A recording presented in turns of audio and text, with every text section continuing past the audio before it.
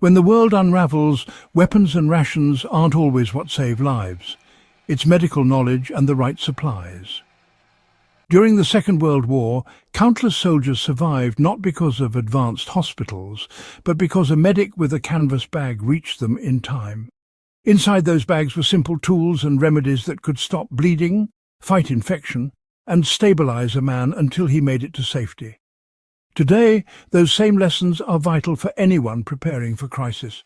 Food and water may keep you alive, but a festering wound or untreated infection can end a life faster than hunger. The WWII medic bag was built for improvisation, durability and action under pressure, and its forgotten wisdom still matters today for anyone serious about survival. Why WWII medics relied on simplicity over technology? Unlike modern paramedics with advanced kits, WWII medics carried compact bags with only the essentials. They needed to run through mud, crawl under fire, and treat wounds in trenches or ruined villages. Their supplies had to be rugged, multi-purpose, and easy to apply in the worst conditions. This meant rolls of bandages, sulfur powder for infection, morphine syrettes for pain, and tourniquets that could be applied in seconds. There were no fragile machines or delicate devices, just durable tools proven to work when everything else failed. For preppers today, this principle is invaluable. Stocking flashy gear that requires power or specialized training might look impressive, but when disaster strikes, it's the simple items, sterile dressings, antiseptics and manual tools, that make the difference.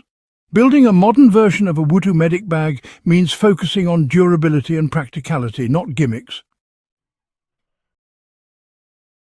Bandages and bleeding control were the foundation of survival. The most common threat on the battlefield wasn't always the bullet itself, but blood loss. WWII medic bags carried compressed bandages, often called Carlisle bandages, sealed in waxed paper to stay sterile until the moment of use. Their design allowed them to be applied quickly with minimal contamination, often by the wounded soldier himself if the medic couldn't reach him immediately. For modern use, this translates to stocking Israeli bandages or trauma dressings that function in much the same way. Having several sizes stored in waterproof packaging ensures you can stop bleeding fast. Even a simple roll of clean cloth kept in sealed bags can echo the World War II principle if resources are tight. The critical step is training practice applying pressure, wrapping tightly without cutting circulation, and improvising with strips of clean fabric if supplies run out. Infection control was crude but life-saving. Before antibiotics were widespread, World War II medics relied on sulfur powder to fight infection in wounds. Soldiers were instructed to sprinkle it directly into injuries, an imperfect but often life-saving step against sepsis. Penicillin did arrive during the war, but its distribution was limited, and frontline medics couldn't always depend on it. The result was a heavy reliance on any substance that could tip the odds against infection. Modern preppers have more options, but the lesson remains the same. Stock antiseptic solutions such as iodine, hydrogen peroxide or povidone iodine wipes. Broad-spectrum antibiotic ointments are affordable and last long on the shelf.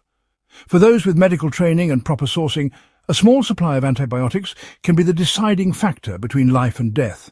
The key is to adopt the World War II mindset, treat every wound as potentially deadly if ignored, and prioritize cleaning, disinfecting and sealing injuries immediately. Pain management gave soldiers the will to survive. One of the most iconic items in a World War II medic bag was the morphine syrette, a small tube with a needle designed for quick injections into muscle. These were carried in paper packets and were simple enough to be used under fire. Pain control wasn't just about comfort, it was about keeping a soldier calm, preventing shock, and allowing evacuation. While morphine is not an option for most civilians today, the modern equivalent can be found in over-the-counter and prescription medications.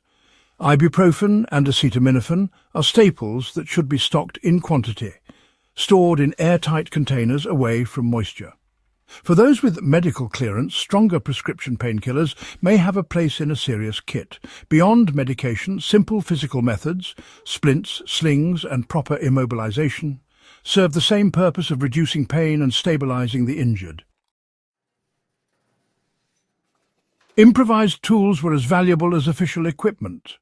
World War II medics rarely had enough supplies to meet demand, so improvisation became an art. A rifle sling could be turned into a tourniquet. A helmet could become a basin for water. Sticks and torn uniforms became splints.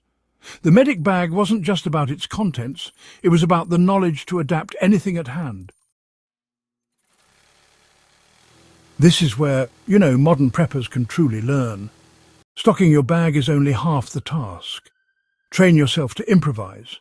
Practice making a splint from boards, a stretcher from coats and poles, or a bandage from boiled sheets. Carry versatile tools like shears, safety pins and multi-tools, which really multiply your ability to adapt. The spirit of the World War II medic was resourcefulness, and no modern prep kit is complete without that mindset. How to assemble a modern version of the World War II medic bag. To put this into practice, start with a durable bag that can withstand weather and rough handling. Fill it with sterile dressings, antiseptics, painkillers, and basic instruments such as scissors and tweezers. Add in gloves, a CPR mask, and space blankets for shock treatment. But don't stop there. Include items that allow improvisation, such as duct tape, superglue for wound closure, and clean cloth rolls that can serve many purposes.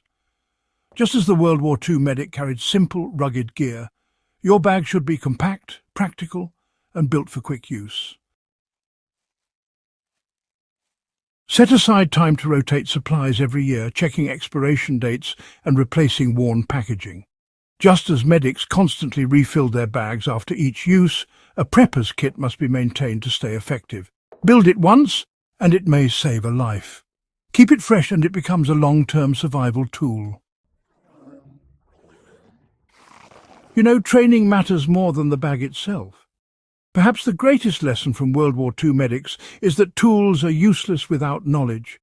Medics were drilled relentlessly in first aid, triage, and quick decision-making. They didn't just carry bandages. They knew how to apply them under stress, in the dark, with lives depending on it. For modern preppers, the same is true. Take a certified first aid and CPR course. Learn how to apply a tourniquet, how to stop bleeding with pressure, how to clear an airway, and how to recognize shock. Practice on mannequins, or even on yourself with training gear. A bag full of supplies in untrained hands is wasted. In trained hands, even a handful of rags can save lives. Why this knowledge is as important today as it was then. Crisis has a way of stripping life down to essentials. In World War II, the medic bag was a lifeline because hospitals were far away and often destroyed. In modern disasters, hurricanes, blackouts, civil unrest, the same conditions repeat themselves. Ambulances may not arrive, pharmacies may be closed, hospitals may be overwhelmed. In that moment, the lessons of World War II medicine become the difference between loss and survival. Every prepper who takes history seriously should carry forward this forgotten wisdom. Build your medic bag, keep it simple, train hard, and prepare to use it. The past shows us that even in the worst of times, lives can be saved without advanced technology. Only with courage, discipline, and the right essentials. The World War II medic bag was more than just canvas and supplies. It was a lifeline that carried men through the darkest days of war. Its lessons are timeless, and its principles are still urgently relevant today. By learning from history, stocking smart, and training with discipline, every modern prepper can carry forward the spirit of those medics who saved lives without waiting for miracles.